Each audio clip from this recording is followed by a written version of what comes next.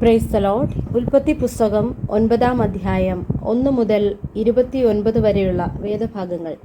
ദൈവം നോഹയെയും അവൻ്റെ പുത്രന്മാരെയും അനുഗ്രഹിച്ച് അവരോട് അരുളി ചെയ്തതെന്തെന്നാൽ, നിങ്ങൾ സന്താനപുഷ്ടിയുള്ളവരായി പെരുകി ഭൂമിയിൽ നിറവിൻ. നിങ്ങളെയുള്ള പേടിയും നടുക്കവും ഭൂമിയിലെ സകല മൃഗങ്ങൾക്കും ആകാശത്തിലെ എല്ലാ പറവകൾക്കും സകല ഭൂചരങ്ങൾക്കും സമുദ്രത്തിലെ സകല മത്സ്യങ്ങൾക്കും ഉണ്ടാകും. അവയെ നിങ്ങളുടെ കയ്യിൽ ഏൽപ്പിച്ചിരിക്കുന്നു. ഭൂചരജന്തുക്കളൊക്കെയും നിങ്ങൾക്ക് ആഹാരമായിരിക്കട്ടെ. പച്ച സസ്യം പോലെ ഞാൻ സകലവും നിങ്ങൾക്ക് തന്നിരിക്കുന്നു.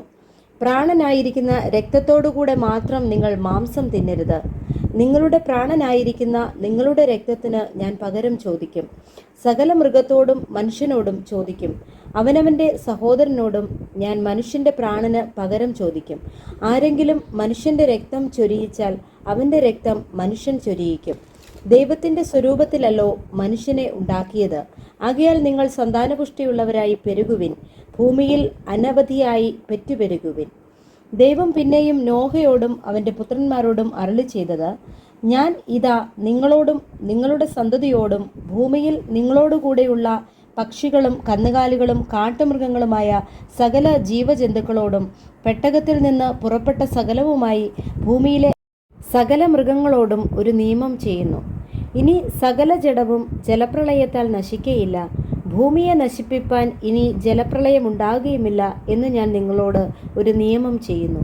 പിന്നെയും ദൈവം അരുളി ചെയ്തത്, ഞാനും നിങ്ങളും നിങ്ങളോടുകൂടെയുള്ള സകല ജീവജന്തുക്കളും തമ്മിൽ തലമുറ തലമുറയോളം സദാകാലത്തേക്കും ചെയ്യുന്ന നിയമത്തിൻ്റെ അടയാളമാവിത്. ഞാൻ എൻ്റെ വില്ല് മേഘത്തിൽ വയ്ക്കുന്നു. അത് ഞാനും ഭൂമിയും തമ്മിലുള്ള നിയമത്തിന് അടയാളമായിരിക്കും. ഞാൻ ഭൂമിയുടെ മീതെ മേഘം വരുത്തുമ്പോൾ മേഘത്തിൽ വില്ല് കാണും. അപ്പോൾ ഞാനും നിങ്ങളും സർവ്വജഡവുമായ സകല ജീവജന്തുക്കളും തമ്മിലുള്ള എൻ്റെ നിയമം ഞാൻ ഓർക്കും. ഇനി സകല ജഡത്തെയും നശിപ്പിപ്പാൻ വെള്ളം ഒരു പ്രളയമായി തീരുകയുമില്ല. വില്ല് മേഘത്തിലുണ്ടാകും. ദൈവവും ഭൂമിയിലെ സർവ്വജഡവുമായ സകല ജീവികളും തമ്മിൽ എന്നേക്കുമുള്ള നിയമം ഓർക്കേണ്ടതിന് ഞാൻ അതിനെ നോക്കും. ഞാൻ ഭൂമിയിലുള്ള സർവ്വജഡത്തോടും ചെയ്തിരിക്കുന്ന നിയമത്തിന് ഇത് അടയാളമെന്നും ദൈവം നോഹയോട് അരുളി ചെയ്തു. പെട്ടകത്തിൽ നിന്ന് പുറപ്പെട്ടവരായ നോഹയുടെ പുത്രന്മാർ ശേമും ഹാമും യാഫേത്തുമായിരുന്നു. ഹാം എന്നവനോ കനാന്റെ പിതാവ്.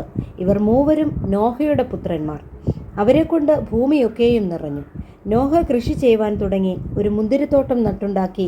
അവൻ അതിലെ വീഞ്ഞു കുടിച്ച് ലഹരി പിടിച്ച് തൻ്റെ കൂടാരത്തിൽ വസ്ത്രം നീങ്ങിക്കിടന്നു.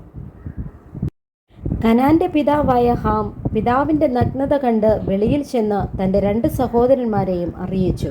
ശേമും യാഫേത്തും ഒരു വസ്ത്രമെടുത്തു ഇരുവരുടെയും തോളിലിട്ട് വിമുഖരായി ചെന്ന് പിതാവിൻ്റെ നഗ്നത മറച്ചു. അവരുടെ മുഖം തിരിഞ്ഞിരുന്നത് കൊണ്ട് അവർ പിതാവിൻ്റെ നഗ്നത കണ്ടില്ല. നോഹ ലഹരി വിട്ടുണർന്നപ്പോൾ തൻ്റെ ഇളയ മകൻ ചെയ്തത് അറിഞ്ഞു. അപ്പോൾ അവൻ, കനാൻ ശപിക്കപ്പെട്ടവൻ, അവൻ തൻ്റെ സഹോദരന്മാർക്ക് അധമദാസനായി തീരും എന്ന് പറഞ്ഞു. ശേമിൻ്റെ ദൈവമായ യഹോവ സ്തുതിക്കപ്പെട്ടവൻ, കനാൻ അവരുടെ ദാസനാകും. ദൈവം യാഫേത്തിനെ വർദ്ധിപ്പിക്കട്ടെ, അവൻ ശേമിൻ്റെ കൂടാരങ്ങളിൽ വസിക്കും. കനാൻ അവരുടെ ദാസനാകും എന്നും അവൻ പറഞ്ഞു. ജലപ്രളയത്തിൻ്റെ ശേഷം നോഹ 350 സംവത്സരം ജീവിച്ചിരുന്നു. നോഹയുടെ ആയുഷ്കാലം ആകെ 950 സംവത്സരമായിരുന്നു. പിന്നെ അവൻ മരിച്ചു. Praise the Lord. ഈ വചനങ്ങളാൽ ദൈവം നമ്മെ ഏവരെയും സമൃദ്ധിയായി അനുഗ്രഹിക്കുമാറാകട്ടെ. ആമേൻ.